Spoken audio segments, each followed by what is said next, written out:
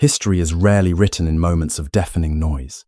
Sometimes, the most profound changes, the ones that redraw the maps of the world and bind the fates of nations together, begin in absolute, undisturbed silence. Welcome to another journey into the past. Tonight, I invite you to leave the noise of your day behind. Pull your blanket a little closer, let your shoulders drop, and allow your breathing to slow down. We are traveling back to the autumn of 1973, a time when the world was divided by an invisible curtain of iron, and the sands of the Middle East were about to ignite a fire that would reach all the way to the cold streets of Washington. Imagine the morning of October 6th. The air over Jerusalem is crisp, carrying the faint, dry scent of the surrounding desert. It is Yom Kippur, the Day of Atonement, the holiest and quietest day in the Jewish calendar. If you were standing on a balcony looking down at the ancient city, you would see something entirely surreal. There are no cars on the streets, not a single engine running. The radios are completely dead, broadcasting nothing but static. The television stations have shut down, the airports are closed, the runways empty and silent under the pale morning sun. It is a nation that has collectively paused its heartbeat. The only sounds that exist are the wind brushing against the white stone walls and the gentle rustle of prayer shawls as people walk slowly toward the synagogues. It is a peace so profound, so heavy, that it feels eternal. Behind this veil of absolute tranquility lay a deep, unspoken confidence. Just 6 years earlier, in 1967, the Israeli military had achieved a victory so swift and overwhelming that it felt like a modern myth. In merely 6 days, they had redefined the borders, standing victorious from the Sinai Peninsula to the Golan Heights. Because of this, a dangerous illusion had settled over the military and intelligence commands, the illusion of invincibility. They believed the Arab armies were too shattered to coordinate an attack, too intimidated to ever cross the heavily fortified lines of defense again. The Bar Lev Line, a massive wall of sand and concrete stretching along the Suez Canal, stood like an immovable mountain. They felt safe. The intelligence reports that had been whispering of troop movements across the borders were brushed aside, interpreted merely as routine military exercises. After all, who would dare to attack a fortress? And who would ever strike on the holiest day of the year? But history is a master of irony. While an entire nation was fasting in pure silence, thousands of miles away, an invisible storm was already gathering in the dark. If you listen closely, you can almost hear the ticking of a clock, counting down the final seconds of an era. Let us shift our gaze from the quiet streets of Jerusalem to a sparsely lit room in Tel Aviv. It is around 4 in the morning. The city is still submerged in darkness. Prime Minister Golda Meir is awake. She is a woman carrying the weight of a nation on her aging shoulders. The air in her office is thick with the smell of stale cigarette smoke and cold black coffee. A red telephone rings. It is a harsh, jarring sound that shatters the stillness of the dawn. The voice on the other end belongs to her intelligence chief. The message is simple, yet it carries the weight of a collapsing world. The whispers were true. The neighboring armies are not conducting exercises, they are in attack formation. War is coming, and it will arrive before the sun sets today. Imagine the crushing solitude of that moment. The Prime Minister sits alone at her wooden desk, staring at the map spread out before her, her fingers tracing the borders. She has a choice to make, a decision that will cost thousands of lives either way. She could order a preemptive strike, just as they had done 6 years ago, to cripple the enemy before they even cross the border. The Air Force is ready. The pilots can be in the sky within hours, tearing through the quiet morning. But there is a heavy shadow looming over this choice, the shadow of the United States. Golda Meir knows that the geopolitical world has changed. If Israel strikes first this time, they will be seen by the international community as the aggressors. Henry Kissinger, the American Secretary of State, had made it abundantly clear in their secret communications. If Israel starts the war, they will not receive a single bolt, a single bullet, or a single plane from Washington. They will be entirely on their own, isolated in a sea of enemies. The The silence in her office is no longer peaceful. It is suffocating, pressing down on her chest. She looks at the clock on the wall. The hands move with a mechanical ruthlessness. Tick, tick, tick, tick. She knows her country cannot survive a prolonged war of attrition without American resupplies. The geopolitical chessboard demands a tragic sacrifice. She must absorb the first blow. She must let the enemy attack first, accepting the inevitable shedding of Israeli blood, so that the moral high ground is secured and the lifeline to the United States remains intact. It is a terrifying, heartbreaking gamble. She picks up the heavy phone receiver and gives the order to hold back the Air Force. Only the reserves are to be mobilized. But mobilizing an army on Yom Kippur is a logistical nightmare. Men are in synagogues, fasting, praying, their minds completely disconnected from the outside world. Messengers have to run on foot through the silent streets, bursting into holy spaces to whisper the grim call to arms into the ears of fathers and sons. The sun begins to climb higher into the sky, casting long shadows across the land. The peace of the morning is a fragile piece of glass, slowly cracking under immense, unseen pressure. Down in the scorching desert, along the silent waters of the Suez Canal, thousands of Egyptian soldiers are quietly adjusting their weapons, staring at the massive sand walls opposite them, waiting for the signal. Up north, on the rocky terrain of the Golan Heights, the rumbling of Syrian tank engines vibrates deep through the earth, a low, ominous growl that the wind carries across the empty valleys. The entire world is holding its breath without even knowing it. The quietest day of the century is about to become the loudest nightmare. The hands of the clock finally reach 2 in the afternoon. The quietest day of the year is shattered in an instant. It does not begin with an explosion, but with a sound that freezes the blood in the veins of every civilian across the country. The wailing of the air raid sirens. It is a long, mournful cry that rises and falls, tearing through the sacred silence of Yom Kippur. People step out onto their balconies, their faces pale, looking up at a sky that is no longer empty. The peace is gone, replaced by the chilling realization that the nightmare they thought was buried in the past has returned to claim them.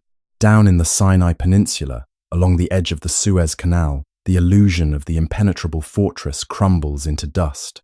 The Egyptian military launches Operation Barda, an assault of staggering scale and meticulous planning. Thousands of soldiers cross the dark waters in small rubber boats, moving like shadows under the harsh afternoon sun. They do not use heavy artillery to break through the massive sand walls of the Bar Lev Line. Instead, they bring out high-pressure water cannons, drawing water directly from the canal, blasting away the sand with relentless, deafening force. The sand, which had stood as a symbol of absolute security, dissolves into mud in a matter of minutes. The heavy silence of the desert is entirely consumed by the roar of water, the shouts of men, and the metallic clanking of portable bridges being slammed into place across the water. Simultaneously, far to the north, the earth of the Golan Heights begins to tremble violently. The Syrian army unleashes an apocalyptic wave of armor. Hundreds upon hundred heavy Soviet-made tanks crest the hills, descending like a tidal wave of steel and dark smoke. The physical weight of the war crashes down on the rocky landscape. If you were standing there, you would feel the vibrations deep in your bones. You would hear the screeching of metal tracks grinding against the ancient stones, crushing the dry brush into powder. The air is instantly choked with the suffocating smell of burning diesel and cordite. The sky above the plateau turns a bruised, dirty grey as artillery shells rain down in an endless, rhythmic pounding. The Israeli soldiers stationed at these outposts are vastly outnumbered, caught in a terrifying storm of fire and steel. They are mostly young men, reservists who had been fasting since the night before. Their stomachs are empty, their throats dry from the desert wind, and now they are thrust into a desperate fight for survival. They scramble into their tanks, the metal hulls burning hot against their skin. The chaotic scramble in the narrow, claustrophobic interiors of the armored vehicles is a stark contrast to the quiet prayers they were whispering just hours ago. They are loading heavy shells with trembling, exhausted hands, their eyes wide with the realization of the sheer scale of the forces bearing down on them. This brings us to a strange, almost unbelievable historical paradox. An army considered invincible, a military machine that had stunned the entire world with its absolute dominance just a few years prior, was suddenly fighting not for a glorious victory, but for its very existence. The mighty lion of the Middle East had been caught sleeping, and now it was bleeding heavily into the sand. The initial shock is paralyzing. Under. Frontline commanders are screaming into their radios, their voices cracking through the static, begging for reinforcements that do not exist yet. The myth of the unbreakable defense evaporates into the thick, black smoke rising from burning tanks.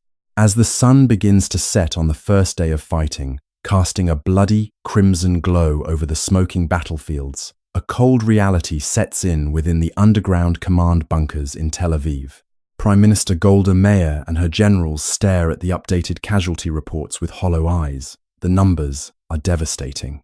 But worse than the loss of men is the terrifying rate at which they are burning through their supplies. The artillery shells, the tank rounds, the aircraft parts. The stockpiles that were supposed to last for weeks are being consumed in mere hours. Every fired shell, every downed phantom jet brings the nation one step closer to the abyss. The silence returns to the Prime Minister's office, but it is no longer the peaceful silence of a holy day. It is the suffocating silence of an hourglass running empty. The military infrastructure is grinding its gears, tearing itself apart just to hold the lines. The generals know that courage and tactical brilliance cannot fire an empty rifle. They need steel, they need ammunition, they need it immediately.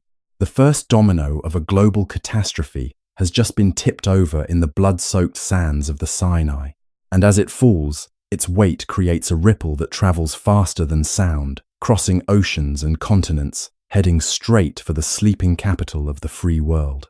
The silent plea for salvation is no longer a matter of military strategy, it is a desperate gasp for air. The shadow of the conflict stretches out, preparing to knock on the doors of Washington. When night finally falls over the desert, it brings a chilling cold that bites into the skin. The battlefields are illuminated only by the pale, indifferent light of the moon and the violent, brief flashes of artillery fire in the distance. The sand, which had absorbed the scorching heat of the sun all day, now feels like ice under the boots of the exhausted soldiers. They sit in the dark, huddled together in shallow trenches, listening to the wind howling across the dunes. The wind carries the distant metallic groans of dying machinery and the faint, haunting sounds of medical evacuations. It is a symphony of despair played out in the vast, empty theater of the Middle East. Back in Jerusalem, the realization of their vulnerability is absolute. The survival of the nation now hinges on a single, fragile thread stretching across the Atlantic Ocean. The message sent to Washington is stripped of all political pride. It is a raw, unfiltered transmission of reality. The clock is ticking relentlessly, and with every passing second, the stockpile of ammunition shrinks further. The butterfly has flapped its wings in the desert, creating a storm of fire and chaos. Now, the world waits to see how the sleeping giant in the west will react to the shockwave. Will they answer the call, or will they let the desert swallow its own? If you close your eyes right now, try to imagine the heavy, mechanical sound of a red rotary phone ringing in a dimly lit room at 3 a.m. It is a sound that does not politely ask for attention, it demands it. It cuts through the quiet hum of the air conditioning and the soft patter of autumn rain against the thick glass windows. That ringing phone sits on a heavy oak desk in Washington, D.C. It is a call that holds the fate of millions of lives, the survival of a sovereign nation, and the delicate balance of the entire global order. Let us leave the burning sands of the Middle East for a moment and travel across the dark expanse of the Atlantic Ocean. The air in Washington is damp and cold. Inside the secured rooms of the White House and the State Department, there is no sound of artillery, no smell of burning diesel. The atmosphere here is entirely different. It is the suffocating, heavy silence of a high-stakes geopolitical chess game. Men in tailored suits, their eyes red with exhaustion, are whispering over classified maps. At the center of this quiet storm are President Richard Nixon and his Secretary of State, Henry Kissinger. They are sitting in the shadows, holding the power to either save a drowning ally or let them sink into the abyss of history. The decisions made in these rooms are not born of morality or simple friendship. They are the cold, calculating mathematics of the Cold War. And the math in the early days of October 1973 was terrifyingly complex. While the United States hesitated, the Soviet Union had already made its move. Deep in the freezing nights of Eastern Europe, massive Antonov cargo planes were warming up their engines on secret military runways. The Soviets had initiated a colossal air bridge, sending thousands of tons of advanced weaponry, missiles, and tanks to resupply the Egyptian and Syrian armies. The sky over the Mediterranean Sea was filled with the low, continuous drone of Soviet aircraft, delivering the heavy iron of war directly to the front lines. The question that lingered in the stale air of the Oval Office was profound and agonizing. Why did the Americans not respond immediately? Why did they let the clock tick while their closest ally was bleeding out in the desert? The answer lay not in the sand, but deep beneath it. The American hesitation was anchored in a dark, thick liquid that fueled the modern world. Oil. King Faisal of Saudi Arabia and the leaders of the Arab world held a weapon far more powerful than any tank or fighter jet. They held the valve to the global economy. The message sent to Washington through quiet diplomatic channels was chillingly clear.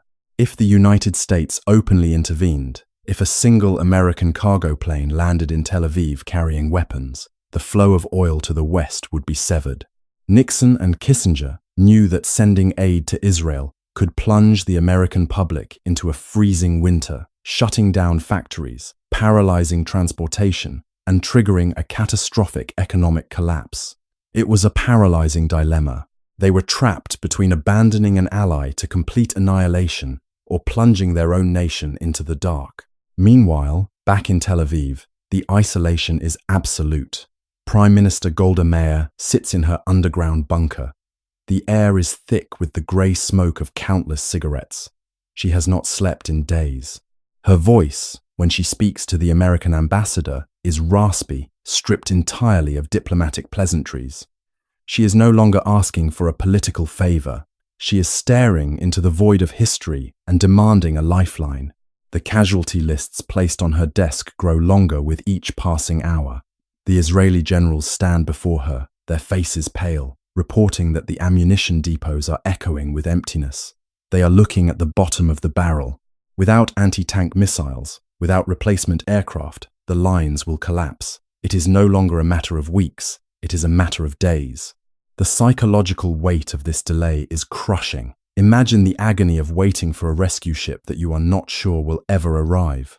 Every time the heavy red phone rings, there is a desperate hope for a change in American policy, followed by the silent despair of another delay. The clock ticks. The rain continues to fall in Washington. The tanks continue to burn in the Sinai. The world feels incredibly vast and yet entirely suffocating. It is in this profound darkness, during the most desperate hours of the crisis, that a chilling whisper begins to echo through the corridors of power.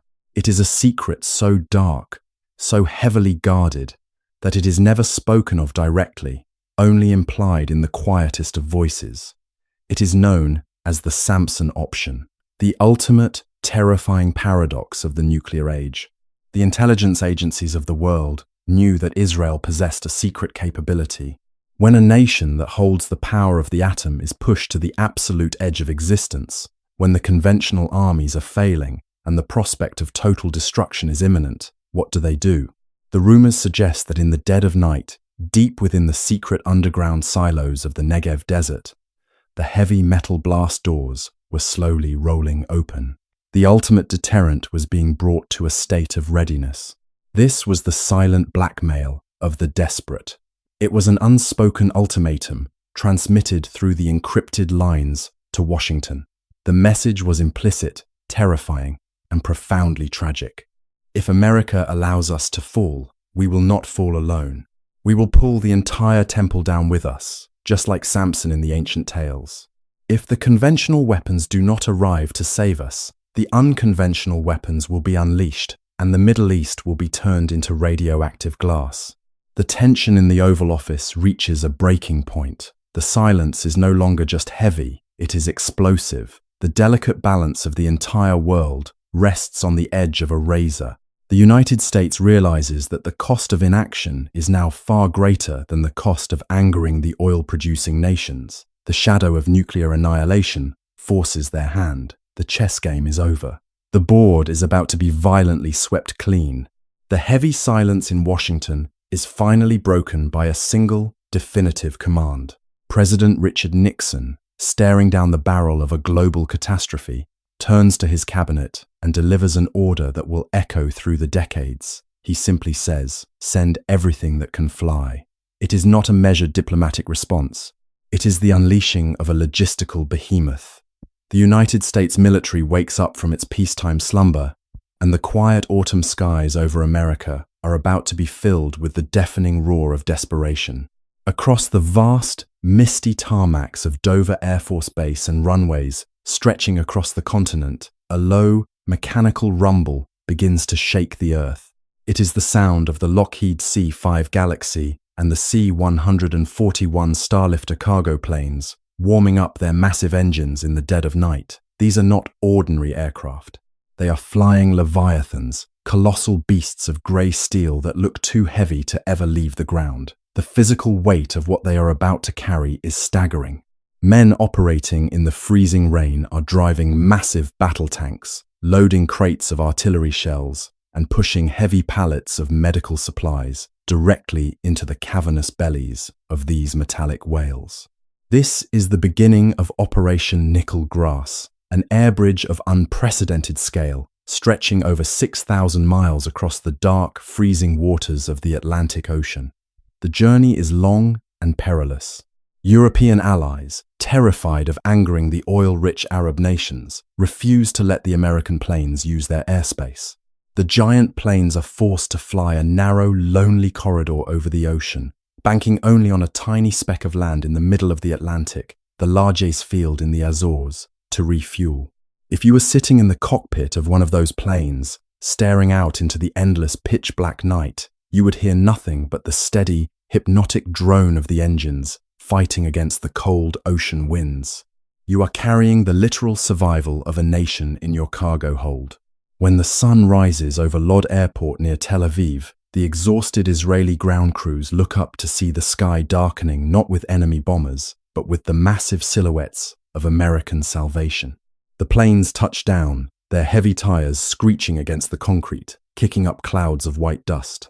The cargo ramps drop down like the jaws of giants, and the steel immediately rolls out. Some of the tanks and vehicles driven onto the Israeli runways are still painted in the dark green woodland camouflage of the American military, pulled straight from active duty units in Europe and the States. There is no time to paint them the color of the desert. They are rushed directly from the belly of the planes to the bleeding front lines, the fresh green paint standing out starkly against the yellow sand of the Sinai. Over the next month, this relentless conveyor belt of steel in the sky will deliver more than 22,000 tons of military equipment. It is a transfusion of iron and gunpowder that saves the Israeli military from the brink of total collapse. The lines stabilize. The counterattacks begin. The shadow of total annihilation is slowly pushed back into the desert.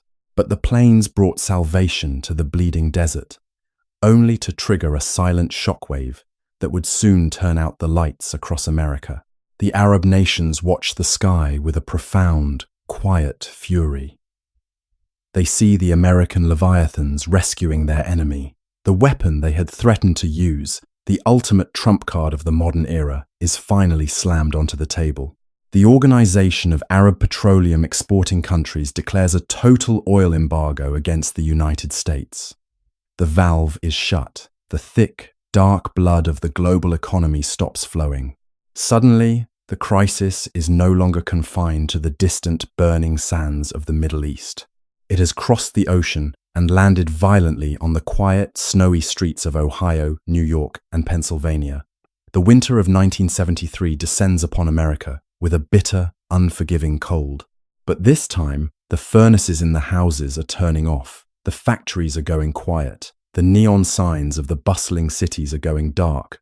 Imagine driving down a suburban road in the dead of winter.